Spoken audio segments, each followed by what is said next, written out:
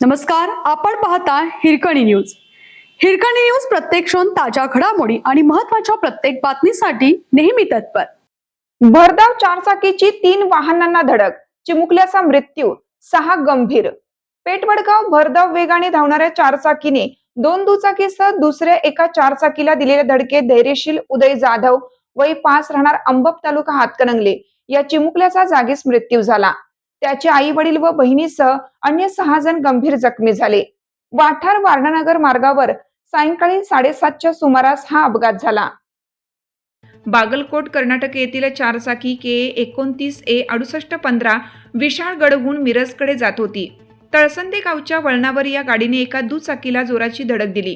या धडकेत मोहन बाबासाहेब शेट्टे वय 55 राहणार कुरळप तालुका वाळवा जिल्हा सांगली व माधुरी अनिल बुड्डे राहणार पारगाव जखमी झाले. यानंतर चालक सदाशिव चिक्कनवरमठ याने गाडी न थांबवता पळ काढण्याचा प्रयत्न केला. वाठारच्या दिशेने वेगाने जाताना वारणा बाजार येथील पेट्रोल पंपासमोर एका चारचाकी सुमोला धडक दिली. त्यानंतर नियंत्रण सुटलेल्या चारचाकीने समोरून येणाऱ्या दुचाकीला धडक दिली. या धडकेत अविनाश उर्फ उदय अशोक जाधव, त्यांची पत्नी प्रियांका वय 28, मुलगी कीर्तिका वय 11 आणि मुलगा धैर्यशील हे चौघेही रस्त्यावर फेकले गेले. यात धैर्यशीलचा जागीच मृत्यू झाला.